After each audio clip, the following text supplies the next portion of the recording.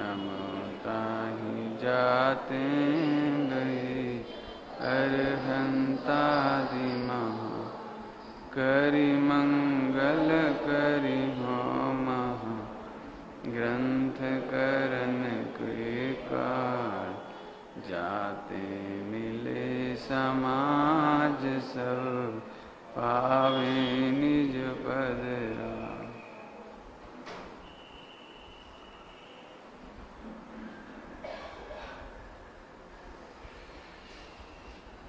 श्री मोक्ष मार्ग प्रकाशक जी ग्रंथ विराजमान हैं।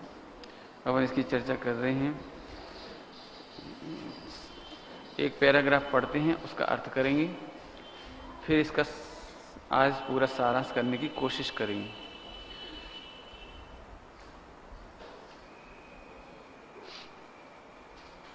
वैसे तो एक एक अक्षर पढ़ना ही चाहिए। मैंने कल कहा था आप पढ़ के आ जाएं, लेकिन एक एक अक्षर पढ़ूंगा तो मैं जो बोलने का लेक्चर जैसा स्टाइल रहता है वो नहीं हो पाता है। देखो, बहुत समझाया है, कुछ कुछ पंक्तियों में इसका अर्थ खुल जाएगा। जैसे चौथी इच्छा लिखी, चौथी इच्छा, उसके बाद का पैराग्राफ है। चौथी इच्छा के बाद का पैराग्राफ, इसमें नीचे से पढ़ेंगे अपन। नीचे से माने इस पैराग्राफ के नीचे से। तीन प्रकार की अथवा तीन प्रकार की इच्छा रूपी रोग को मिटाने का किंचित उपाय करता है। मिला? नहीं मिला? चौथी इच्छा का पैराग्राफ के बाद वाला पैराग्राफ, उसमें उस पैराग्राफ के नीचे से पढ़ना है, ऊपर से भी नहीं पढ़ना है। अथवा तीसरी पंक्ति हमारे में नीचे से तीसरी। मिला? मिला भैया? 72 पेज पर, हाँ, सेकंड पैराग्राफ का है। मिला? अथवा तीन प्रकार की इच्छा रूपी रोग को मिटाने का किंचित उपाय करता है। बहुत अच्छे शब्द है। वैसे तो एक एक अक्षर का अर्थ करेंगे तो बहुत समय लग जाएगा, लेकिन आप पढ़ के आ जाएं तो बहुत काम हो जाएगा। और ऊपर से पढ़ लो थोड़ा। एक समय भी निराकुल नहीं रहता। निद्रा में भी निराकुलता नहीं होती। खा पी के सो जाए ना तो भी आकुलता रहती है। तीनों जानने की, जैसे खा पी के सो गया तो अब तो कोई इच्छा नहीं ना, तो भी इच्छा है। गद्दा कैसा होना चाहिए, स्पर्शन इंद्रिय का विषय।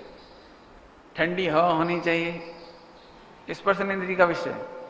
वो चलते ही रहता है, कोई ना कोई। एक समय भी निराकुल नहीं रहता, इसलिए दुख ही है। अथवा तीन प्रकार की इच्छा रूपी रोग को मिटाने का किंचित उपाय करता है। पूरा उपाय तो कर ही नहीं सकता, किंचित उपाय करता है। तीन प्रकार की इच्छा याद हो गए होंगे। तीन प्रकार की इच्छा कौन कौन सी हुई? विषय ग्रहण की इच्छा, कषाय के अनुसार कार्य करने की इच्छा, पाप के उदय को दूर करने की इच्छा, और पुण्य के उदय को के अनुसार तीनों प्रकार की इच्छाएं पूरी करने का काम। याद है आपको? चौथी इच्छा, तीनों प्रकार की इच्छा के अनुसार प्रवर्तने का काम पुण्य से होता है। तीन प्रकार की इच्छा के अनुसार परिणमने का कार्य चौथी इच्छा पूर्वक होता है, माने पुण्य के उदय से होता है। तो ऐसी इच्छा, हे भगवान मेरे पुण्य का उदय आ जाए। क्या आ जाए?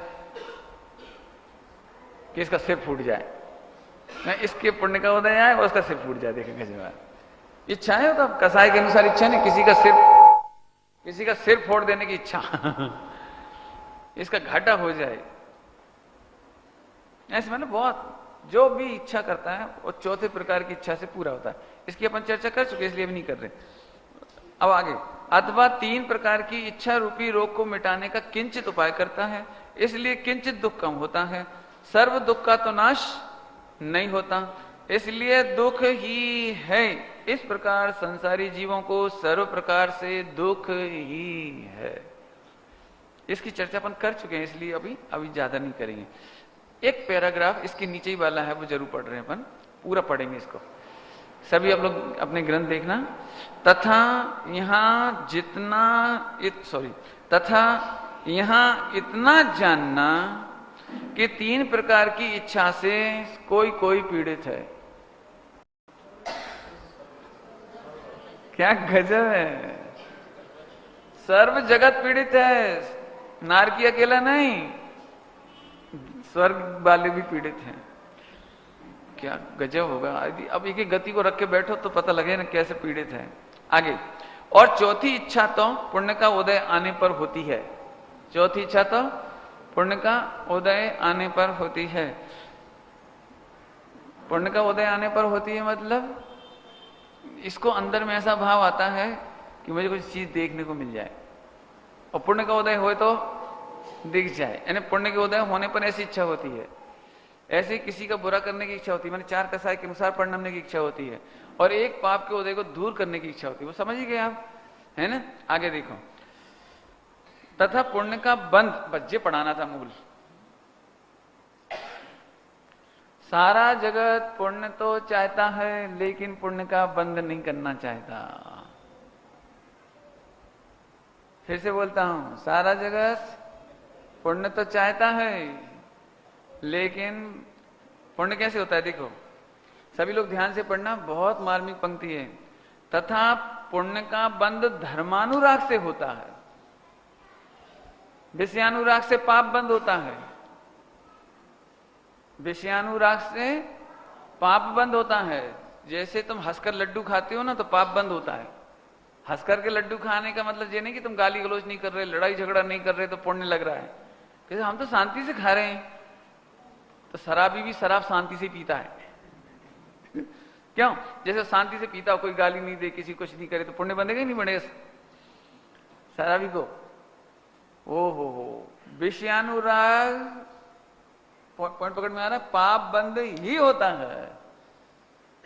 आपको लगता है हमें एसी में सो रहे हैं, एसी कार में घूम रहे हैं, हमको तो किसी को कुछ नहीं कह रहे हैं, क्योंकि तुमने क्या माना है, पाप उसको कहते हैं जिसमें गाली दी जाए, लड़ाई झगड़ा किया जाए।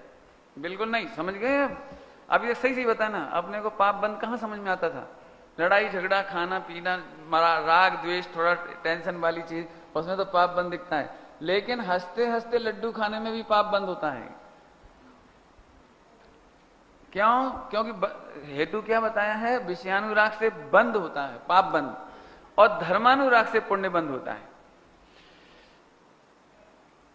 खोलूं क्या इसको, ज्यादा खोलूं? बहुत मार्मिक है, क्योंकि ये लाइन समझ में नहीं आएगी जब तक आप आत्म कल्याण के पथ में आगे नहीं बढ़ पाएंगे।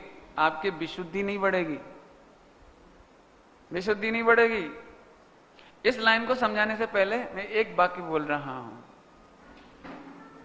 सुनना सभी लोग एकाग्र होके। जो गुणस्थान प्रमाण कर्तव्य से पलायन बात करते हैं, मोक्ष उनसे पलायन कर जाता है।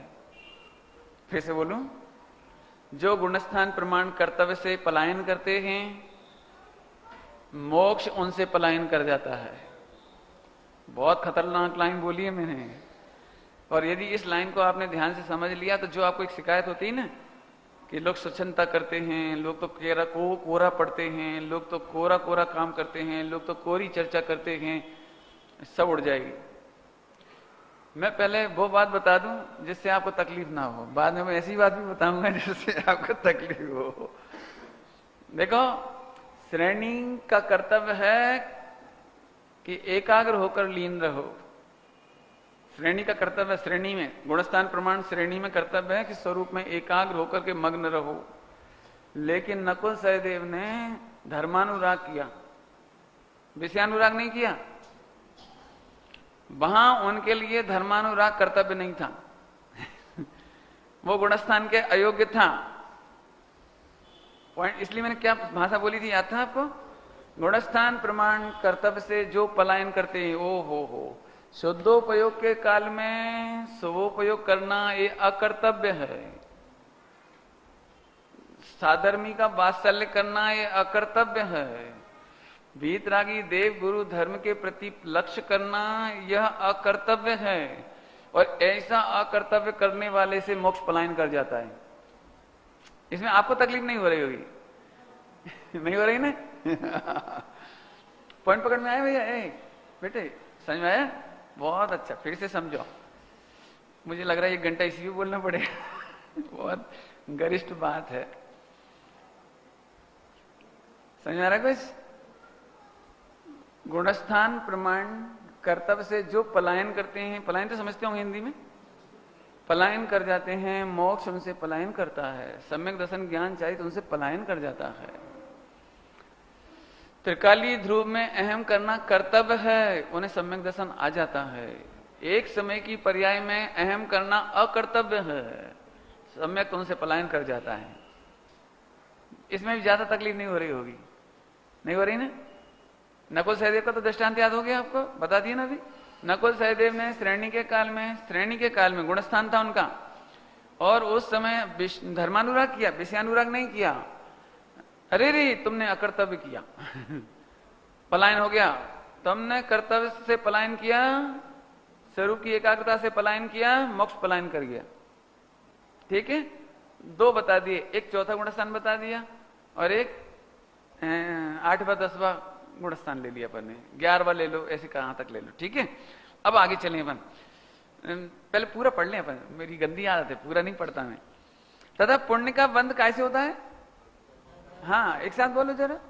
धर्मानुराग से होता है। पाप का बंध कैसे होता है? विषयानुराग से होता है। ये बहुत याद रखना हो, बहुत। परंतु धर्मानुराग में जीव बहुत लगते हैं, क्या लिखा है? थोड़ा लगते हैं, अच्छा कम लगते हैं। जीव तो बहुत पाप क्रियाओं में ही प्रवर्तता है, इसलिए चौथी इच्छा किसी जीव के किसी काल में ही होती है, किसी जीव के किसी काल में ही होती है।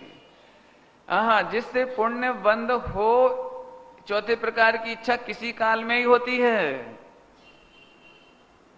पुण्य अकॉर्डिंग पुण्य करना, अकॉर्डिंग पुण्य की बात है, अकॉर्डिंग पुण्य करना वो किसी काल में चौथे प्रकार की इच्छा। देखो 3 इच्छाएं तो निरंतर होती है, 5 इंद्रिय के विषय की इच्छा, कसाय के अनुसार परिणमने की इच्छा और पाप के उदय को दूर करने की इच्छा। ये 3 इच्छाएं तो कंटिन्यू चलती है। लेकिन चौथे प्रकार की इच्छा अर्थात धर्मानुराग की इच्छा, धर्म के प्रति प्रेम, साधर्म्य के प्रति प्रेम, अपने गुणस्थान प्रमाण कर्तव्य का पालन, ये बहुत कम होता है। अब इसकी लिस्ट बहुत बड़ी है, मैं फिर सुनाता हूं। इसलिए चौथी इच्छा किसी जीव के किसी काल में ही होती है। ये तो समझ आ गया, किसी काल में ही होती है। अब सुनो, खतरनाक बात है थोड़ी सी। पाप की इच्छाएं पूरे प्लान से करता है, पाप की इच्छाएं पूरे प्लान से करता है। एक एक ध्यान से सुनना, एक एक वाक्य। पाप की इच्छाएं अपमान सह करके भी करता है, पाप के इच्छा, पाप के प्लान बहुत संघर्ष करके भी पूरा करता है, संकट उठा के भी करता है। अनुकूल सामग्री नहीं बने तो भी करता है। बिजनेस करना हो और रिजर्वेशन नहीं मिला हो तो लैट्रिन बाथरूम के यहां बैठ करके भी 3 दिन का सफर कर लेता है। और तीर्थ यात्रा जाना हो तो भाई वो टिकट नहीं हुआ, व्यापार करने के लिए जाना हो और अच्छी धर्मशाला नहीं मिले, मच्छर खटमल सहित मिले, सुविधा नहीं मिले, तो भी ये सोचता है कौन सी बात है, 2 दिन की बात है, 1 दिन की बात है। तो वहां तो पूर्ण समर्पण, पूर्ण प्लान, पूर्ण परिचय, पूर्ण उपसर्ग सारे संकट, सारे अपमान।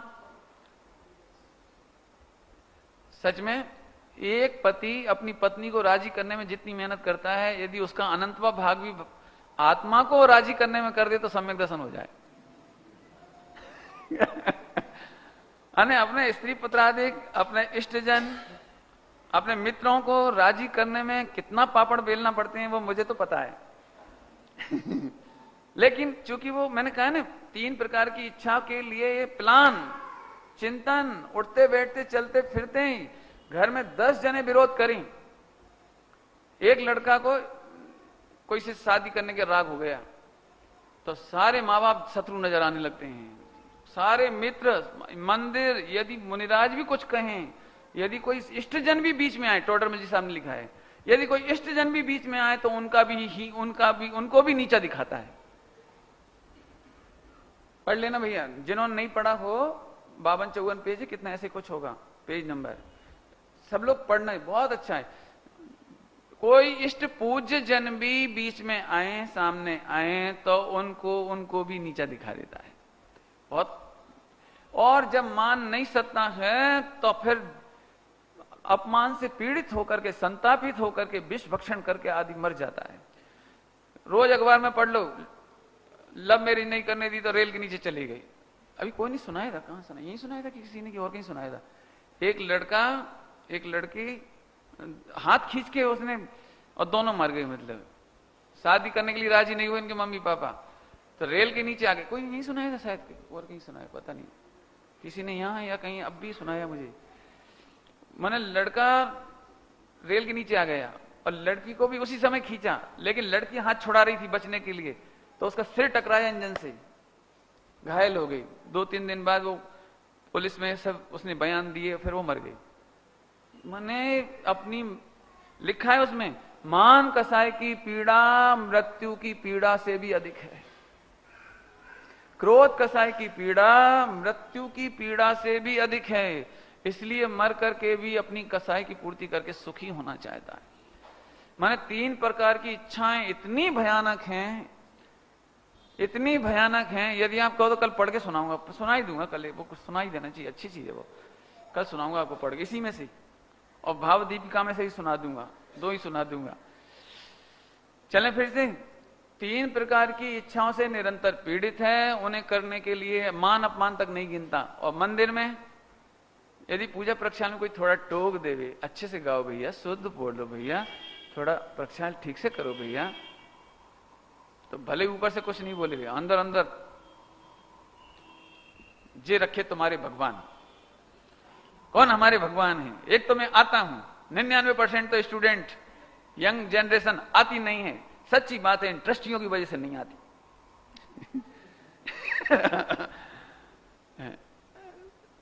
भैया हम एक बात कहते हैं, मैंने पहले ही कहा है, जितनी 3 इच्छाओं की पूर्ति में तुम पीड़ा उठाते हो ना, उसका अनंतवा भाग यहां उठा लो।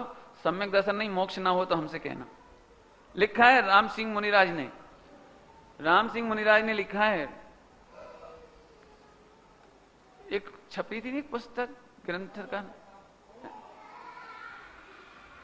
चैतन्य चिंतामणि नाम का ऐसा कुछ है, चिंतामणि परमागम चिंता, ऐसा चिंता क्या ऐसा कुछ शब्द था उसका, वो उसमें कलेक्शन थे, बहुत सारे बोलों का कलेक्शन था, गाथाओं का। हाँ, परमागम चिंतामणि, उसमें है ये बोल, उसमें है ये बोल जो मैं सुना रहा हूं राम सिंह मुनिराज का। इस जीव ने विषयों के पराधीन होकर के जितना दुख भोगा है, उसका अनंतवा भाग यदि इसने स्वयवश होकर भोग लिया होता, परवश होकर जो दुख भोगे उसका अनंतवा भाग स्वयवश होकर भोग लिया होता। स्वयवश का अर्थ पढ़ना हो तो नियम सार जी में पढ़ लेना, स्वयवश होकर भोग लेता तो इसको मोक्ष हो जाता। माने आपको खबर नहीं, आज भी लोगों को लगता है ब्रह्मचर्य कठिन है, आज भी लोगों को लगता है मुनि बनना कठिन है, आज भी लगता है कि भगवान बनना कठिन है। यहां कह रहे हैं तूने भोगों के अधीन होकर अनंत गुनी पीड़ा उठाई है, लेकिन मंदिर में आते से इसको पूरा सिस्टमेटिक चाहिए। मंदिर में, घर में कोई गरीब आदमी हो ना, तो पंखा नहीं हो तो भी पूरा दिन गुजार देवे। यदि छोटी सी गुमटी खोलते हैं ना, गुमटी समझते हैं, 3 टपरा ऐसे बोला, टप क्या 3 का बना करके डालते, ऐसी छोटा सा दुकान। मई जून की गर्मी में भी लाइट नहीं, पंखा नहीं, कुछ नहीं, और 1 रुपए की पुड़िया बेचने के लिए दिन भर ग्राहक की वो देखता है, ऐसे देखता है, ऐसे। मैं तो उसको कहता हूं ओवन की तरह बैठा रहता है, कुकर की तरह। और मंदिर में आवे और पंखा नहीं मिले तो अच्छा, सेठियों के लिए पंखा, मेरे लिए नहीं, उठ के चला जा। मैंने चौथी इच्छा किसी किसी के कभी कभी होती है। आगे पॉइंट समझ में आया? पढ़ते हैं अब। धर्मानुराग सुनो थोड़ा सा, पहले जरा मैं बताना चाह रहा हूं। चौथे गुणस्थान में अवृत्ति दशा है, लेकिन अष्टमूल गुण का पालन है। यदि कोई अष्टमूल गुण का पालन नहीं करता है तो सम्यक तो पलायन कर जाएगा। यदि रत्नगढ़ साहब जी की भाषा से बोले तो अन्याय, अनीति, अवक्ष का त्याग नहीं करे, अन्याय, अनीति, अवक्ष का त्याग नहीं करे तो सम्यक दर्शन पलायन कर जाएगा। अन्याय क्या कहलाता है? यदि अन्याय की परिभाषा ही बोलूंगा तो 1 घंटा चाहिए, लेकिन अब थोड़े थोड़े में टूका मां थोड़ा थोड़ा बोलते हैं। अन्याय कहते हैं पद विरुद्ध कार्य करना, उनको सम्यक नहीं होता है। जो पद विरुद्ध कार्य करते हैं उनको सम्यक नहीं होता है। पद क्या होता है? तुम्हारे पास अनंत पद हैं इस समय, तुम्हारे पास अनंत पद हैं। अनंत पद समझ से सीधे सीधे कहो तो श्रावक का पद, लेकिन श्रावक के पद में अनंत पद गर्भित हैं। जैसे जैसे मैं इस समय वक्ता के पद में हूं और आप श्रोता के पद में हैं। श्रोता का पद ऐसे सुनने का है, यदि वो ऐसे सुनता है, ऐसे सुनता है, ऐसे ऐसे सुनता है तो सम्यक नहीं होगा। अब तो समझ में आ गया? माने पद विरुद्ध कार्य करना अन्याय है। तुम कौन से पद में थे? रोगी के पद में थे, तो रोगी का पद में क्या करना चाहिए था उसको? वो रोगी के पद का कर्तव्य निर्वाह नहीं करता है तो वो मरेगा। डॉक्टर के पद का काम नहीं करे तो, पूजा करते समय पूजा में कैसे पद का निर्वाह करना चाहिए नहीं करे तो सम्यक दर्शन नहीं होगा। सब आप तो क्रिया कांड सिखा रहे, बिल्कुल नहीं। कोई क्रिया, एक बात ध्यान रखना, स्याद बात होता है। हम क्रिया बोले तो भाव सही समझना, हम भाव बोले तो क्रिया सही समझना। बोलो मैंने क्या बोला? हाँ, मार्मिक बात है ये, बहुत मार्मिक बात है। ये तो आपको जरूर सीखनी है। मतलब लोगों को बहुत शिकायत हो जाती है कई बार हम क्रिया बोलते तो जैसे सोचते हो तो जड़ की क्रिया की बात है। अरे जड़ की क्रिया की बात नहीं है, जड़ की क्रिया की तरफ से कहा है, लेकिन वो भाव सहित है।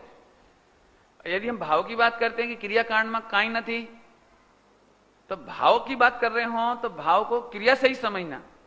आगे की नहीं समझ में आया कि नहीं आया? जैसे हम कहें भैया शादी करने के लिए क्या करना पड़ेगा, तो कुछ नहीं, लड़का लड़की राजी, बस नहीं, बाजे भी चाहिए बारात भी चाहिए, दहेज भी चाहिए। माने जब हम कहेंगे लड़का लड़की की हाँ बस, तो बस का मतलब बस नहीं होता, साथ में सब समझ में आया कि नहीं? बस का उल्टा कर देना चाहिए समझ आया कि नहीं आया? और जब हम क्रिया की बात करें, शादी में क्या क्या करना पड़ता है भैया, अरेंजमेंट करो पूरा। तो उस समय कोई नहीं कहता कि लड़का लड़की की हाँ, लेकिन सब जानते हैं। समझ गए? ऐसे ही हम कहते हैं जिन्हें सम्यक दर्शन करना हो उन्हें पूजा करना चाहिए, तो जो क्रिया करना सीख जाता है बस। माने अकेली क्रिया पकड़ता है तो पापी है, मिथ्या दृष्टि है। तो उसे क्या समझना चाहिए कि अंतर में ज्ञाय की हाँ होनी चाहिए, अंतर में ज्ञाय की हाँ होनी चाहिए, बाहर में पूजा होना चाहिए, वे ही संगे दोनों संग संग होना चाहिए। ऐसे सब जगह लगाना। सम्यक दर्शन करना हो तो शास्त्र पढ़ना चाहिए। आप अपने पद के अनुरूप काम करो। जब आप शास्त्र पढ़ने का नियम लिया है तो आप शास्त्र पाठी का पद है आपका। अब शास्त्र पाठी का पद कैसा होता है? क्यों अलर्ट होके पढ़े, एक एक शब्द का मर्म समझता जाए, कोरा बांचता नहीं चला जाए, औरों की ही कथा बांचता हो ऐसे नहीं करना चाहिए। मिलान करता चला जाए, समझता चला जाए, नहीं समझ में आए तो आगे नहीं बढ़े। जो अपने हित के प्रति केयरलेस होते हैं। आप अपने दुकान का, कंपनी का अकाउंट चेक कैसे करते हैं? टेली कैसे करते हैं? टेली करते हैं कि नहीं? टेली करते हैं। 5,000 रुपया राम को दिया, बिल बताओ, कच्चा वो बताओ, पक्का वो दिखाओ, अकाउंट की पोस्टिंग बताओ। करते कि नहीं? पूरा चेक करते कि नहीं? और ऐसे तो नहीं छोड़ देते, अच्छा 5,000 ठीक, तो तुम मारे जाओगे। क्या इसका मतलब तुम लुटोगे? अब माने आप चेकिंग कर रहे हैं। माने ऐसे जिनवाणी आप पढ़ रहे हैं तो जिनवाणी पढ़ते समय आपको पूरा होना चाहिए। मैं फिर कहता, अब तो समझ गए होंगे, अब तो ज्यादा नहीं बताने की जरूरत। अन्याय कैसे कहा बेटे? पद विरुद्ध कार्य करना, सम्यक दर्शन नहीं होगा। आज बहुत मम्मी पापा ऐसा कहते हैं, बुजुर्ग लोग, कि पंडित जी संतान खराब है, संतान खोटी छे, खोड़ली छे बिल्कुल झूठी बात। आपने पद विरुद्ध काम किया है इसलिए आप दुखी हैं। पंडित जी हमने क्या पद विरुद्ध काम किया? बता दूं क्या पद विरुद्ध काम किया? एक तो तुमने उसे भावी परमात्मा नहीं देखा, ये बहुत बड़ा पाप किया पंडित जी ऐसा क्या कहना चाह रहे हो आप? मुझे अच्छा तो नहीं लगता बोलते, लेकिन बोलूं नहीं बोलूं? बोलो, अच्छा नहीं लगेगा आपको भी? अरे रे, शादी के 1 साल में यदि 2-4 महीने में बच्चा पेट में आ जाए, गर्भ में आ जाए, तो दिन रात एक ही भावना करते, मर जाए, छोड़ दे, गोली खाऊं, गिरवा दूं, चेक करा लूं, ये करा लूं, वो करा लूं, पूरा परिवार बेरी। मालूम पड़ जाए यदि वो कौन सा टेस्ट कराते हैं तो सारा घर बेरी, यदि उसका भाग्य अच्छा होए और आखिरी में आ ही जाए तो रोता होए तो गाली देवे, कहां से आ गया, इतनी जल्दी आ गया, मेरी फ्री लाइफ चली गई, अरे रे रे। अब ऐसी संतान तुझे मरते समय त्रास नहीं दे, ऐसा हो नहीं सके। तुमने अपने बच्चों को पाठशाला में संस्कार देना तुम्हारे पद के विरुद्ध काम नहीं था, एक पद के अनुकूल कार्य था। उसको संस्कार देना, वेद विज्ञान की शिक्षा देना, उसको धर्मायतन के प्रति भक्ति पैदा करना, धर्मात्माओं के प्रति भक्ति पैदा करना, वो तुमने करा ही नहीं। सुनो, समाधि मंडन नहीं कराएंगे आपका वो। आपने सुबह से शाम तक एक ही संस्कार दिया, बेटे दुकान जाओ 8 बजे, मैं प्रवचन सुनने जाता हूं, पैसा बाप बड़ा ना भैया, सबसे बड़ा रुपया, 1 रुपया खो गया तो ऐसे 2 दिए मिला के कि तू पीड़ित कर दिया उन्हें बहुत।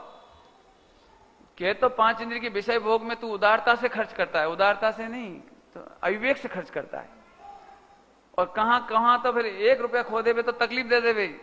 बेटा समझ गया, 1 रुपये के लिए घर में संक्लेश हो सकता है, 5 मेंबर बहुत क्लेश कर सकते हैं, लेकिन सुखी नहीं रह सकते। इसका मतलब उसको समझ के पैसे का संस्कार।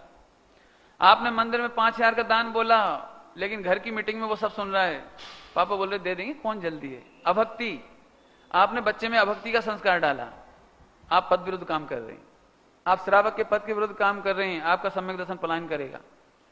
ये मैंने बहुत थोड़ा बोला है, बहुत थोड़ा। बच्चों में पाठशाला का संस्कार दो, बहुत तत्व ज्ञान का संस्कार आप स्वयं ग्रहण करो, भेद विज्ञान करो। पैसा नहीं पवित्रता की कीमत है, पैसा नहीं परिणामों की कीमत है।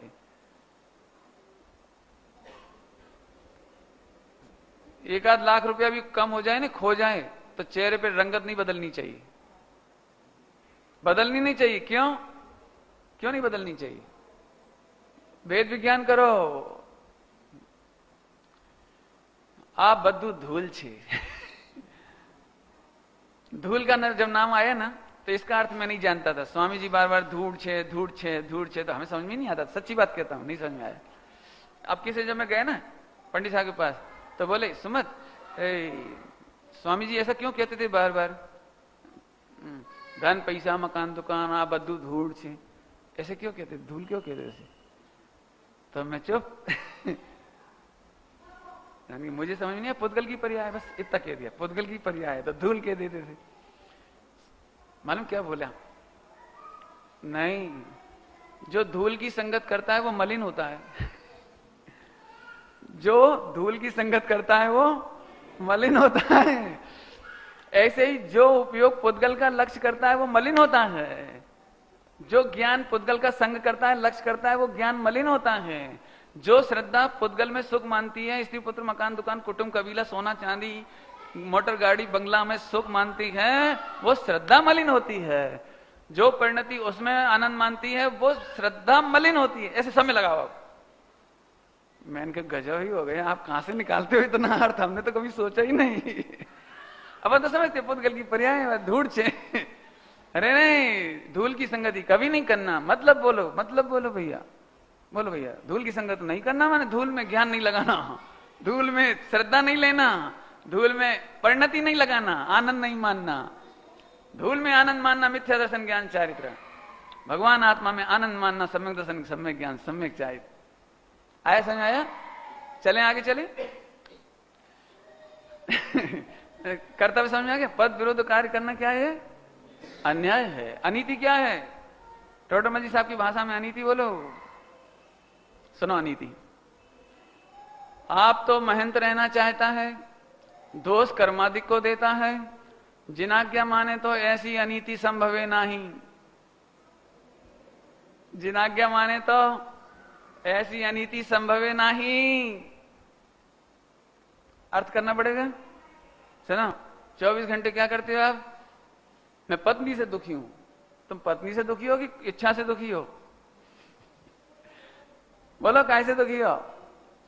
कसाई से दुखी हो, इच्छा से दुखी हो, सो तो जानता नहीं है। आप तो मेहनत रहना चाहता है।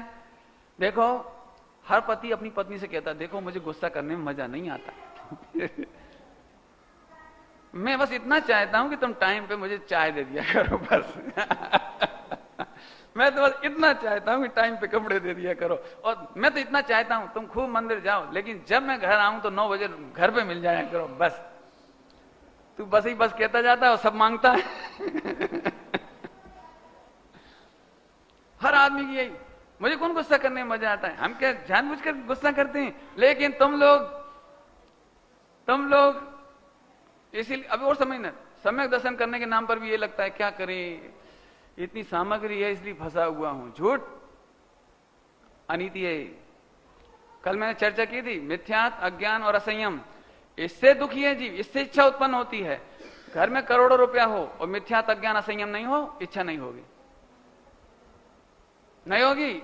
अरे हम आपको ज्यादा क्या बताएं, 5 इंद्रिय के विषय की बात करता हूं। यदि 5 इंद्रिय का एक विषय तुझे प्रिय विषय नहीं मिले तो टेलीविजन सामने रखा रहता है, आपको देखने की इच्छा नहीं होती।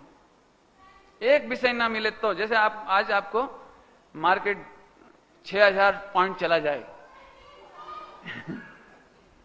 6000 पॉइंट चला जाए मार्केट, समझ गए? जाता नहीं होगा इतना तो। महिलाओं नहीं समझ में आता होगा, नहीं बहनों को थोड़ा समझ में आता होगा जी बात, क्या हो जाता है उसमें। तब मार्केट डाउन चला गया, मिठाई रखी रह जाए, खाने का मन नहीं करता है, माने टीवी देखने का मन नहीं करता है। उस दिन वो बाल ब्रह्मचारी होता है, माने बाल तो नहीं कहेंगे, माने एकदम कोई कुशील बात नहीं आती, गाना नहीं आता, सीटी नहीं मारता, किसी को देखना में अच्छा नहीं लगता। माने एक जरा सी उसकी प्रॉफिट की कमी हो गई आज मार्केट डाउन होने से, ओ हो एकाग्र चिंता निरोधो ध्यानम। सब 5 इंद्रिय के विषय रखे रहते हैं, उसे कुछ नहीं आनंद आता। बोलो, आप बहुत विचार करना भैया, बहुत विचार करना। मेरे से आज बोल भी रहे थे कि आपने निवृत्ति का निषेध क्यों करा। मैं निवृत्ति का निषेध नहीं कर रहा, मैं बोलता हूं, मैंने हमेशा बोला, आज नहीं, मैंने पहले भी बोला है, मैं निवृत्ति की प्रेरणा करता हूं, लेकिन सार्थक। मेरे से बहुत लोग पूछते हैं, पंडित जी मैं निवृत्ति लूं, कैसे लूं? मैं कहता हूं निवृत्त चित्त हो पहले, निवृत्ति नहीं यार, निवृत्ति की तो कोई बात ही नहीं है। तू निदान बांधेगा तो छूट जाएगा, इसमें दम क्या है? तू निदान बांधेगा तो छूट जाएगा। अब मैंने एक व्यक्ति से कहूं कि तुम निवृत्ति लो तो सम्यक दर्शन होगा। अब उसके पुण्य का जितना निदान बंद है ना, जब तक का नियोग 4 साल, 10 साल, 20 साल, 25 साल, उसको 10 करोड़ रहना है, तो निमित्त नैमित्तिक में, क्रमबद्ध में उसके 10 करोड़ की टेंशन भी रहना है। अकाउंट देखना, ये करना, वो करना, इतना पैसा निकालो, इतना बैंक में जमा कराओ, इतना ऐसा करो, वो भी रहेगा, टैक्स भी करना पड़ेगा। तो इसमें से तो हेर फेर होना नहीं है। और हमने क्या बोल दिया उपदेश में कि निवृत्ति ले तो सम्यक दर्शन होए।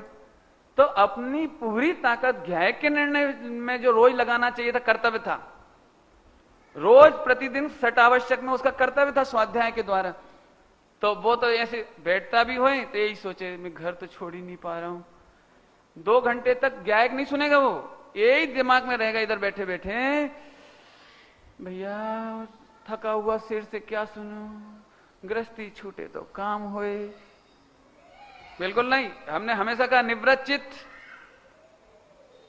मैंने सच कहता हूं, मेरे बहुत परिचित रहे, उन्होंने ये कहा कि पंडित जी बस 1 करोड़ रुपया हमारे पास है, बैंक में डाल देंगे, 1 लाख रुपए पर मंथ इंटरेस्ट आएगा, हम आराम से रहेंगे। बस 1-2 साल में बाइंड अप कर रहे हैं हम। सच्ची घटना है बिल्कुल। मैंने उनको चिट्ठी लिखी, चिट्ठी रखी अभी भी, वो मैंने चिट्ठी लिखी, 2 साल बाद की खीर पूड़ी खाने से, हलवा पूड़ी खाने से अच्छा है आज की रूखी रोटी। आज आधा घंटा पूजा करेंगे आप, आज जो आधा घंटा स्वाध्याय करेंगे, वो भले ही आज तुम्हें ऐसा लगे कि हम कम कर पा रहे हैं, वो अच्छी है। 2 साल की पर्याय किसने देखी? तुम सोचते हो 1 करोड़ रुपया नगद है मेरे पास तो सब हो जाएगा, बिल्कुल झूठी बात। और मैं आपको सच कहता हूं, आज वे -75 लाख हैं। करोड़ रुपया कहां गया, बिल्डिंग कहां गई, पता ही नहीं लगा। और आज की तारीख में पूरा घर, स्वाध्याय का तो आता ही पता नहीं है, मंदिर भी बस दर्शन मात्र बचा। इसलिए मैं कभी नहीं कहता, मैं तो ये कहता हूं यदि तुम्हारे पास कुछ भी हो और मेरे पास 5 मिनट के लिए आओगे और एक कहोगे 5 मिनट टाइम है मेरे पास, तो मैं कहूंगा त्रिकाली गाय की चर्चा करो। त्रिकाली गाय का रस करो, त्रिकाली गाय की रुचि करो, त्रिकाली गाय का निर्णय करो, त्रिकाली गाय की प्रतीति करो। यदि होएगा तो काम इसी से होगा, जब होगा इसी से होगा, इसके बिना नहीं होगा। भाई बहुत स्पष्ट शब्दों में कह रहे हैं, जिसके पास परिग्रह है वो ये सोच रहा है इसे छोड़ूं तो काम हो, तो छोड़ने के चक्कर में परेशान है।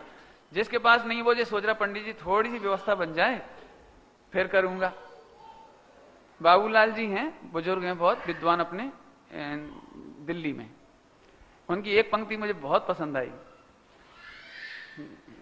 दो तरह के लोग हैं, एक धन की ओर भाग रहे हैं, एक धन से भाग रहे हैं। दो तरह के लोग हैं, एक धन की ओर भाग रहे हैं, भोगों की ओर भाग रहे हैं, और एक भोगों से भाग रहे हैं। दोनों की दृष्टि का विषय भोग है दोनों के ही दृष्टि का विषय धन है। इसलिए मैं कभी नहीं कहता कि निवृत्ति लो कि मत लो। वो तो मैंने बहुत देख लिया इतनी जिंदगी में, बहुत प्रैक्टिकल अनुभव है कि जब तक वो परिणमन होना है, उदय प्रमाण, वो तो बदलेगा नहीं। लेकिन तेरी दृष्टि का जो वीर था, जो तेरे उपयोग का वीर था, वो नष्ट हो जाएगा इस चक्कर में। आगे समझ में आया? और समझाना पड़ेगा दृष्टांत। एक दृष्टांत दो, बोलो भैया पत्नी से सुख होता है कि नहीं? बोलो जल्दी। अच्छा हंसती पत्नी, अरे झूठ नहीं बोलो, हंसती पत्नी अच्छी लगती है कि रोती? बोलो। अरे देखो ईमानदारी से नहीं बोलती, है बड़ी गड़बड़ है, इसलिए हम बच्चों को बिठा लेती बच्चों की अच्छा है कि वो सही बोल देती, उनको आगे पीछे डेढ़ अकल नहीं लगाती ना, तो वो सीधा बोल देते सरलता से। मैंने बोलो हंसती पत्नी अच्छी लगती है कि बुरी? जल्दी बोलो तो मैं आगे बढ़े। कहा?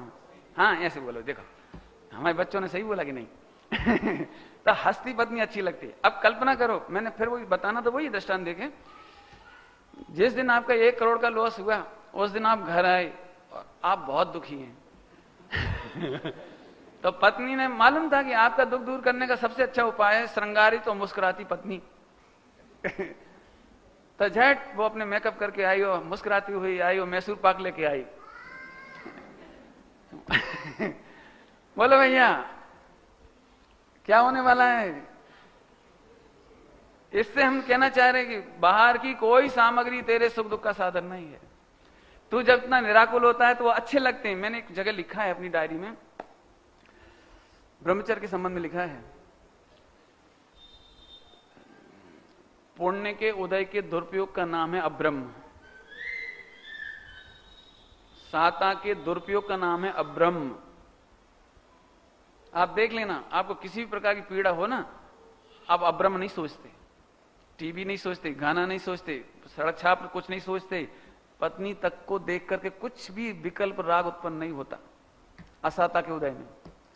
जब हमारे पास आत्म कल्याण के लिए साता का उदय आता है, पूर्ण निराकुलता होती है, निराकुल आजीविका होती है, निराकुल सम्मान होता है लोक में, निराकुल खान पान रहन सहन होता है, कमरा होता है, उसी समय हमको अपने सर्व साता का उपयोग जो आत्मज्ञान में लगाना चाहिए था, उस निराकुलता का उपयोग निर्विकल्प स्व संवेदन में लगाना चाहिए था, वो हम अब्रह्म सेवन में करती हैं। देख लेना मेरी ये बात, बिल्कुल देख लेना अच्छी तरह से। मुझे इतना दुख हुआ जब ये पंक्ति मैंने लिखी, बहुत सोचने के बाद ऐसा लगा आहा विषयानुराग से पाप होता है विषयानुराग से पाप होता है। अब तो समझ में आया? कितनी बात बता दी। पत्नी को दोष नहीं देना अनीति है, बच्चों को दोष नहीं देना अनीति है। अर्थ समझ में आया? गड़बड़ तो नहीं बोल गए? मैंने गलत भाग के बोला तो सही है, लेकिन उसका यदि कोई रिकॉर्ड करना लिखे तो उसका अर्थ गलत निकलेगा। बच्चों को दोष नहीं देना अनीति है, माने बच्चों को दोष देना नीति है। पॉइंट पकड़ में आया? क्या गलती बोल गया? मैं तो ये कह रहा हूं बच्चों को दोष मत देना, नहीं तो अनीति है सईयों को दोष नहीं देना। पंडित जी घणो प्रसाद करूं छू पण दर्शन मोहिनी नो उदय, दर्शन मोहिनी को याद करना, विकल्पों में याद आना अनीति है। त्रिकाली ध्रुव गाय का निर्णय और ज्ञान को गाय के सन्मुख करने के बजाय प्रतीति क्यों नहीं होती है, संकित क्यों नहीं होता है? तू कौन को याद करते हो? दर्शन मोह को। अनीति है। किस हमारी गलती क्या है? इसी में तो लिखा है लिखा है लेकिन याद नहीं करना।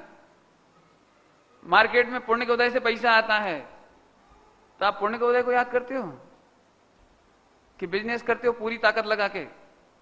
बोलो, पुण्य के उदय से साता आती है, स्वस्थ होते हैं, तो पूरा प्रयत्न करते हो कि क्या करें पंडित जी, पुण्य का उदय नहीं है।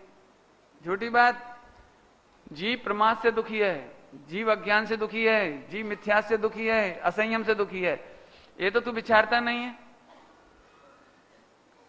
एक व्यक्ति को नींद आती है, एक व्यक्ति को नींद आती है, पंडित जी मैं तो बहुत रोज टाइम से प्रवचन सुनने आता हूं, लेकिन मेरे निद्रा दर्शनावर्णी कर्म का भेद है, दुखी हूं। बिल्कुल अनीति है। हम ये बात कब मानेंगे पता है? कब? जब तूने निद्रा दूर करने के लिए शाम का भोजन बंद किया हो, शाम को तू गरिष्ठ नहीं खाता हो, शाम को तू दूध नहीं पीवे। समझ में आया कुछ?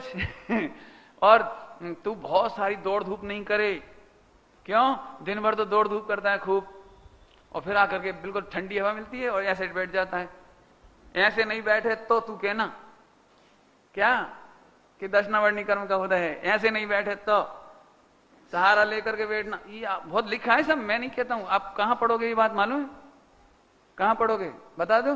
भाव दीपिका में उदीर्णा का प्रकरण पढ़ लेना। भाव दीपिका में उदीर्णा का प्रकरण में लिखी ये बात। माने आप पूरा प्रमाद छोड़ो, पूरा उपयोग लगाओ, पूरी प्रवृत्ति में जो चूक होती थी उस चूक को छोड़ो, और फिर तुम बिल्कुल ऐसे अलर्ट होकर बैठ जाओ। इसके बाद भी एक चीज रह जाती है, जो विषय चलता हो उसमें उपयोग लगाए, और फिर भी नींद आ जाए फिर नींद आ जाए तो हम कहेंगे भैया सच्ची बात है, दर्शनावर्णी कर्म का उदय है। लेकिन ये तो कुछ सोचता तक नहीं है, खान पान चेंज नहीं करता, प्रमाद दूर नहीं करता। अरे नहा दो क्या हो? ज्यादा तुम्हें तकलीफ होती है तो दोपहर में आधा घंटा दुकान में सो जाया करो, और तकलीफ हो तो 7 बजे दुकान बंद कर दिया करो, 7 से 7:30 सो जाया करो, और फिर नहा दो के आया करो। माने नींद आ जाए तो हम देखेंगे फिर। लेकिन लिखा है उदीर्णा के प्रकरण में, लिखा है नींद किन किन कारणों से आती है, लिखा है उसमें। ऐसे नींद का लिखा है, ऐसे सबका लिखा है। उदीर्णा का बहुत बड़ा चैप्टर है, उसमें पढ़ लेना आप। 8 कर्मों के बारे में बहुत अच्छे से लिखा है। समझ में आया कि नहीं आया? माने आप तो मेहनत रहना चाहता है, कितने में मेहनत रहना चाहता है कि मैं प्रवचन में आके बैठ गया बस। इसके बाद तो पंडित जी की जिम्मेदारी है कि वो जगाएं, चुटकुले सुनाएं, थोड़ी शैली से सुनाएं, उन्हें हंसाएं, थोड़ा ढंग से बिठाएं। समझ आएगी नहीं है भाई? उनकी कोई जिम्मेदारी नहीं है। आपको काय कर चला अनीति का। अनीति की क्या परिभाषा बोली? आप तो मेहनत रहना चाहते हैं, दोष कर्म आदि को देते हैं, निमित्त आदि को देते हैं। मुझे तो गुस्सा नहीं करना पंडित जी, लेकिन इनकी वजह से आता है बस। मंदिर की मुझे बहुत रुचि थी, लेकिन इन ट्रस्टियों ने मुझे घृणा पैदा करा दी मंदिर से। वाह वाह, बहुत बढ़िया। एक काम कर, भोगों से भी हम घृणा करा देते हैं। अब आप तो मेहनत रहना चाहता है, जैसे क्यों तुम भोगों में इतना क्यों लगते हो? पंडित जी उदय है, मैं तो नहीं चाहता बिल्कुल मेरे पास जो लड़के थोड़े धर्म की रुचि वाले होते हैं ना, तो मेरे पास आते हैं, तो वो मायाचारी करके आते हैं। मैं कहता हूं क्यों भाई, क्या हाल चाल है? पंडित जी शादी तो नहीं करना चाहता था, फिर मम्मी पापा नहीं माने। आप तो मेहनत रहना चाहता है। हमने कहा भैया मम्मी पापा ने शादी कराई, यही तू विरक्त है तो छोड़ के आ जा। नहीं पंडित जी, अब कर्तव्य भी तो कोई चीज है, तो फिर तू नाम क्यों ले मम्मी पापा का? साहब कहना मेरा राग है, ध्यान रखना। अच्छी सरल भाषा में कहूं, कठिन भाषा में कहते कहते रुक गया मैं। स्त्री है इसलिए राग है, ये अनीति है। धन है, दुकानदारी है, छोरा छोकरी है, दीकरा दीकरी है, इसलिए राग उत्पन्न होता है, ये अनीति है। उत्तर सुनो, उत्तर बेटे वो नहीं रेल, बेटे की रेल दे दो, एक पीछे से दे दो कहीं से, है नहीं? हाँ सुनो, समझ में आया? बहुत बढ़िया बेटा, तुम इतनी विनय से रखे रहे इतनी देर, मुझे बहुत अच्छा लगा। अचानक नजर पड़ी तो मैंने कहा बहुत अच्छा। देखो ये विनय भक्ति सीख गए बेटे, बस अब भगवान बनने वाले हो, बस खुश हो जाओ बस। हाँ चलो, क्या कह रहे थे हम? वो हाँ पत्नी है इसलिए राग उत्पन्न होता है, मार्केट है इसलिए राग उत्पन्न होता है, ये बात झूठी है। इसमें बहुत बड़ी बात कहना है मुझे, जरा समझना। आप केवल दो नाम मत समझना, मार्केट और पत्नी। इसलिए मैं कठिन भाषा बोल रहा था, अब बोलता हूं। गे है इसलिए ज्ञान विचलित होता है, ये झूठी बात है। तीन लोग के असंख्यात अनंत गे हैं और तेरा ज्ञान का विषय बनते हैं, इसलिए तेरा ज्ञान विचलित होता है, राग उत्पन्न होता है, चंचलता उत्पन्न होती है। ये बात मिथ्या है, अनीति है, अनीति अनीति है। सन राग है इसलिए पत्नी आई। ये शर्ट तुमने पहन ली इसलिए राग नहीं हुआ। राग था तो शर्ट पहनी है आपने। दुकान है इसलिए आपको राग उत्पन्न हुआ, ये नहीं, राग से दुकान खुली है। ऐसे ही तू ज्ञायक से विचलित हुआ है, राग उत्पन्न हुआ है ज्ञायक से दूर होने से, तो तीन लोग के गेयों के प्रति राग उत्पन्न हुआ है। अब तू दो चार गे छोड़ देता है निवृत्ति के नाम पर, बस एक कपड़ा कम करेगा, ज्यादा से ज्यादा रोटी कम कर देगा, एक आध टाइम खा लेगा, और क्या करेगा, 1 आध लाख रुपया इकट्ठा रख लेगा, और बोलो पंडित जी बस। अरे चुप चुप मतलब समझाएगा। जो ज्ञान ज्ञायक में संतुष्ट नहीं होता वो गेयों में भ्रमता है, तब राग उत्पन्न होता है, तब इतने सारे गेय दिखाई देते हैं। लेकिन गेय के कारण राग उत्पन्न नहीं होता है, राग के कारण गेय दिखाई देते हैं। आप मेरे कमरे में आओ तो आपको मेरा राग कैसे पता लगेगा, बता सकती हो? मेरा राग कैसे पता लगेगा? तो आप मेरे से तो कुछ नहीं पूछोगे और राग तो देख नहीं सकते। तो आप मेरा सूटकेस खोलो, उसमें चित्र विचित्र प्रकार के कपड़े निकले, चित्र विचित्र प्रकार के बर्तन गिलास निकले, पेन पेंसिल निकले 10-10, 25-25, और साथ में एक फिल्मी मैगजीन निकल आए। तो आपने हमें तो कुछ नहीं पूछा। लेकिन जो गे दिखाई दे रहा है वो तेरे ज्ञान राग को प्रदर्शित कर रहा है। जो पदार्थ दिखाई दे रहा है ना, वो पदार्थ तेरे राग को प्रदर्शित कर रहा है। तुम भले ही इतने सारे गेयों की याद तक नहीं करते जो तुम्हारे घर में हैं, बहुत पदार्थ है याद नहीं करते आप। बहुत सारे गेय तो तुम्हें पता भी नहीं लगता, केवल पत्नी को पता है, और तुम्हारे बहुत सारे गेय उनको नहीं पता और उसी घर में रखे हो। इसके बावजूद दोनों ज्ञायक हूं ऐसा ध्यान कर रहे हैं, विचार कर रहे हैं।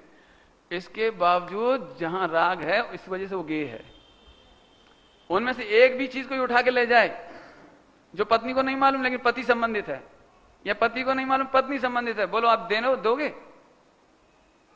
ऐसे कैसे देंगे? इसका मतलब तुम्हें नहीं मालूम होने पर भी तुम्हारे राग के कारण ये पदार्थ है तुम्हारे घर का। बहुत सूक्ष्म बात है भैया, और बहुत गरिष्ठ बात कह दी बहुत सरल शब्दों में।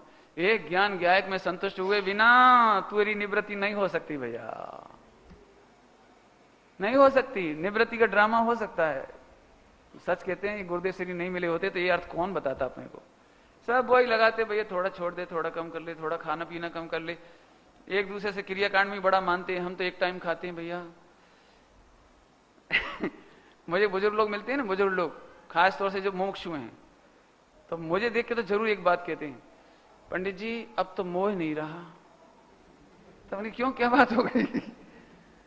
क्या बात हो गई? बस 2 रोटली थोड़ी सी 1 कटोरी कटोत बस।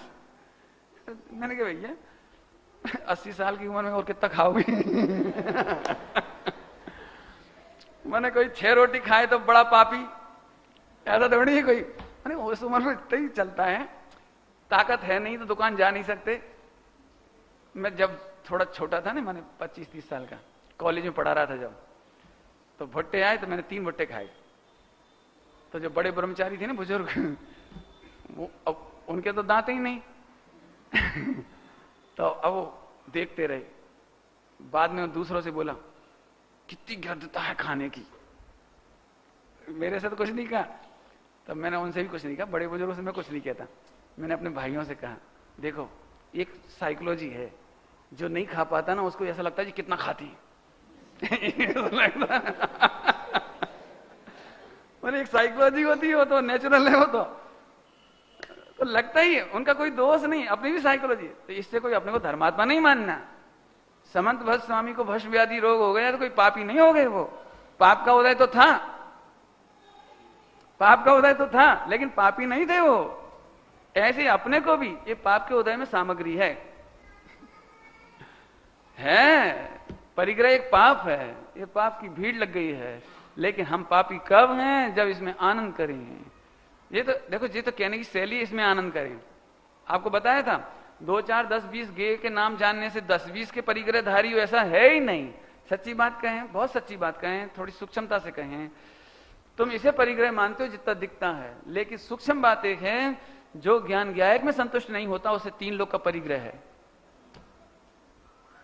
तुम ये बिल्कुल नैरो माइंडेड होके मत सोचना, क्या नाम है रत्नेश, ऐसा नहीं सोचना 2 4 लाख की है, 10 50 लाख है, 1 आध करोड़ है, ऐसे नहीं समझना।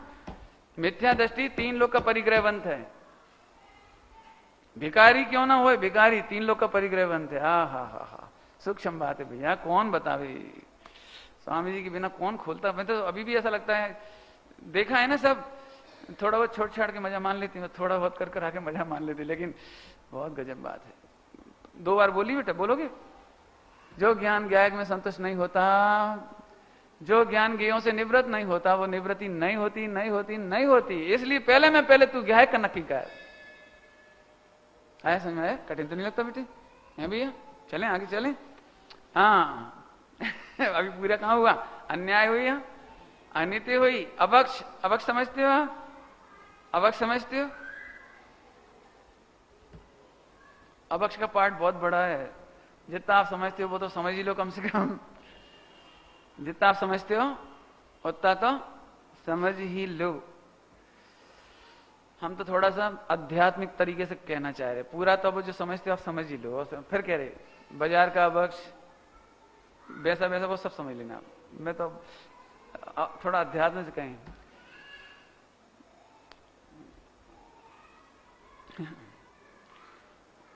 जिस भोजन के करने से अतीन्द्रिय रस चला जाए वो अवक्ष रस। क्या कह रहे हैं? फिर से बोलूं? जिस भोजन के ग्रहण करने से भले ही वो अटपैरा घी क्यों ना हो, हम जितने भाई हैं सबको पहला पाठ है हमारे यहां, आज तक खाने पीने को लेकर इतना सा भी विकल्प नहीं किया किसी ने। हमारे इतनी माने इस बात का स्वामी जी का प्रताप है, आज तक खाने पीने की किसी चीज के लिए भी आज तक विकल्प नहीं हुआ। झगड़ा तो बहुत दूर की चीज है, चोरी का परिणाम नहीं आया किसी को, और कोई परिणाम नहीं आया। मैंने पहले दिन ही कहा, बेटा अपने घर में खाने की कमी नहीं थी, अपने को समझ बहुत देती है। धन वे नहीं है जो खाने में आनंद मान रहे हैं, धन है जो खाने का राग भी तोड़ देना चाहते हैं। जो भक्ष्य ग्रहण करते हैं उसका भी राग तोड़ देने लायक है, तोड़ देने लायक है। अवक्ष की तो बात ही क्या है। लेकिन जो भोजन ग्रहण करने में आपको समझ में कुछ नहीं आया, अभी नहीं आया, समझाता हूं। थोड़ा सरल दृष्टांत दूं कि थोड़ा सा वैसा दूं? देखो, उल्टा नहीं पकड़ना। जिसको 50 हरी खाना हो ने तो उसको कोई ज्यादा विकल्प नहीं आते, लेकिन जिसको 2 हरी खाना हो ना तो उसको गिरफ्ता बहुत होती है। बोले हमारी 2 ही तो हरी थी, अब हमको 10 तो खाना नहीं थी, तो हमें 4 मौसमी रखी थी, वही क्यों नहीं खाने दी, 1 क्यों ले ली? तुम इतनी चीजें खा के ऐसा मर जाओगे क्या? मैंने ये नहीं खा सकते क्या? यही खाना था तुमको, मुझे 2 ही केले बचे थे, रोटी उसी से ही खानी थी, और 2 ही केले तुम्हें। तो मैंने तो कहा भैया तू 2 केले की 2 हरी की जगह 10 रख, 20 रख, लेकिन एक फल की गिरफ्ता में पूरा 24 घंटा खराब मत कर, और साधर्मी का बादशाह मत तोड़, बिल्कुल नहीं तोड़। और तेरे जो 2 4 6 घंटे चलता है ना आहार संज्ञा, आहार संज्ञा का फल बहुत घातक है, बहुत घातक है। देऊं दृष्टांत? देऊं? एक दिगंबर मुनिराज खरबूजे में जीभ बनी थी, पता है? आहार संज्ञा का फल है। याद है सबको? पूरी सुनानी पड़ेगी। हेमचंद्र नाम के मुनिराज, खरबूजे की फसल आई, खरबूजे समझते होंगे, उसकी खुशबू आई, खुशबू, और जब ताजा खरबूजा आता है ना मार्केट में, स्मेल बहुत होती है उसकी। घर में यदि फ्रिज में खरबूज रखा होए, फूट रखी हो, बहुत स्मेल आती है। जो हापुस रखा हुआ है, समझ गए? ऐसे अनंत जीव राशि आहार संज्ञा में सुख मान करके जो सड़ा हुआ आम है, ये वे ही हैं जिन्हें हापुस की याद आया करती थी, ये वे ही हैं। हर फल में जो जीव दिखाई दे रहे हैं, ये उनकी याद करने वालों की कला है। काश वे गेय में संतुष्ट ना होते, वो गायक में संतुष्ट होते। गलत बोल गए हम, गेय में तो कोई संतुष्ट आज तक हुआ ही नहीं। काश, सही कर रहा हूं बात, काश वे गेयों में संतोष ना खोज रहे होते। काश जहां संतोष अनंत काल का हो सकता था, उस गायक में संतोष कर रहे होते। ये आहार संज्ञा वाले जीव इसमें नहीं जाते। वर्ल्ड में एक भी खाद्य पदार्थ ऐसा नहीं जिसमें जीव नहीं पड़ते हो। एक भी खाद्य पदार्थ। आपका रसगुल्ला जैसे टाइम पास होता है ना, उसका स्वाद बदल जाता है, आपने देखा होगा। उतना अच्छा नहीं लगता जितना फर्स्ट मॉर्निंग में लगता है। फर्स्ट मॉर्निंग समझ गए क्यों कह रहे हैं फर्स्ट? आज बना के रख दो ना, तब भी उतना अच्छा नहीं लगता। आज बना के रखो दोपहर शाम को, तो फर्स्ट मॉर्निंग में ना, पहली मॉर्निंग में जितना अच्छा लगता है, वो उसका स्वाद तब बिगड़ना शुरू होता है, वहां से एक्सपायर होना शुरू हो जाता है, वो भाना बंद हो जाएगा। दुनिया का ऐसा एक भी खाद्य पदार्थ नहीं है जो आहार संज्ञा वाले जीव मर के उसमें नहीं जाती। मुझे तो बहुत घबराहट लगती जब ये आहार संज्ञा का पता लगा। हाँ, तुम तो जो हमारे पास हो, हमारे खाने का हम भी खा लिया, कोई बात नहीं। आज तक हम लोगों में झगड़ा नहीं हुआ। इस आहार संज्ञा के इतने से प्रवचन का फल है ये। चारों संज्ञा पे प्रवचन है, बहुत 8-10 घंटे के प्रवचन है, 4 संज्ञा पे।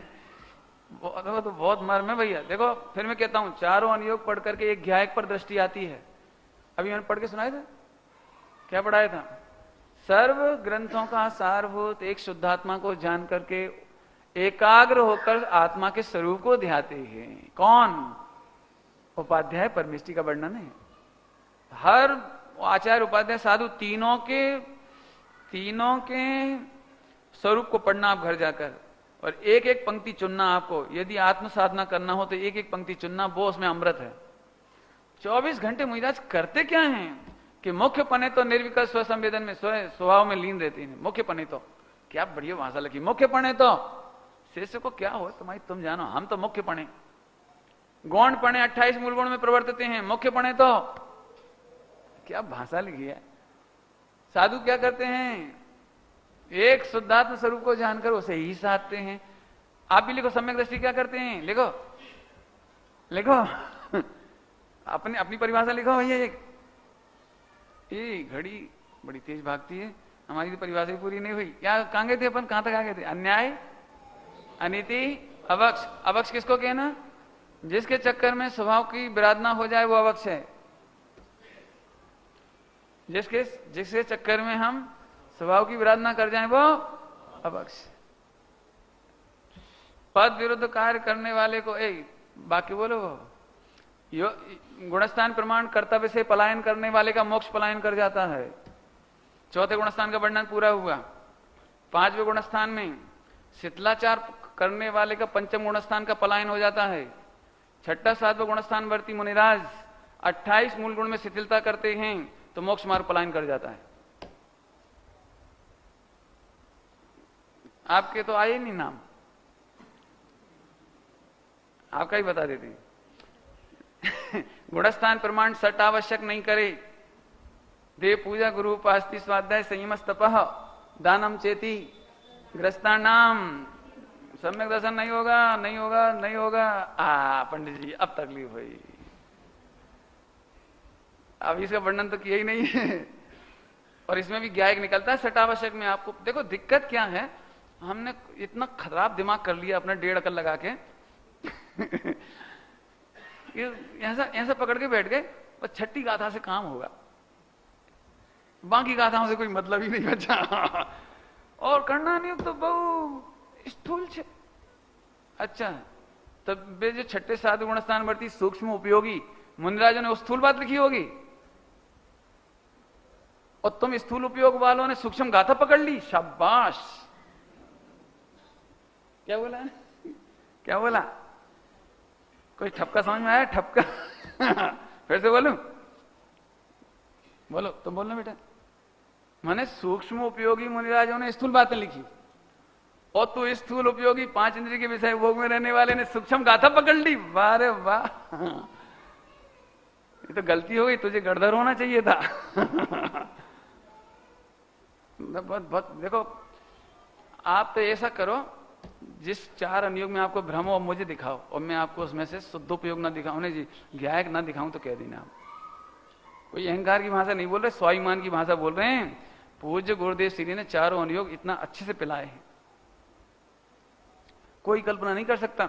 एक ही भाव स्तोत्र का प्रवचन, विषापहार स्तोत्र का प्रवचन स्वामी जी कर रहे हैं, कोई कल्पना कर सकता है? स्तोत्र का प्रवचन, भक्तामर का प्रवचन उतने ही गदगद होके करें, समय सार जी जैसे ही। बोलो, मैंने अपने ऐसी, फिर कहते हैं आप अपनी 1.5 अकल मत लगाओ। 1.5 अकल माने गुरु का गुरु बनना, गुरु का गुरु नहीं बनना। विनय खोदोगे, विशुद्धि खोदोगे आप, बहुत नुकसान होगा आपका। हाँ हाँ हाँ चलें, टाइम तो हो गया। कर्तव्य पूरे नहीं हुए भैया, कर्तव्य बताने थे मुझे। ले लो, ले लो, चलो सुनो थोड़ा। अब थोड़ा और गरिष्ठ है, थोड़ा सा, थोड़ा पेट दुखेगा वो। विषयानुराग हंसकर किया जाए तो भी पाप बंद है, और धर्मानुराग कदाचित लोक व्यवहार की भाषा में कहीं संकलेश करके भी किया जाए तो पुण्य बंद है। समझ में आया कुछ? आप अपने बेटे को सिगरेट नहीं पीवे, मंदिर जावे, स्वाध्याय करे, इसके लिए दिन रात टेंशन करते हैं, इससे आपको पुण्य बंद होता है। आप इसका नाम कसाय मत रख देना, ये धर्मानुराग है। जैसे आपका बच्चा स्कूल पढ़ने नहीं जाए, बहुत लापरवाह हो, बहुत ज्यादा केयरलेस, माँ बाप को दिन रात टेंशन होती, कैसे पढ़ेगा, कैसे क्या होगा इसका, 25 साल में क्या होगा, शादी कैसे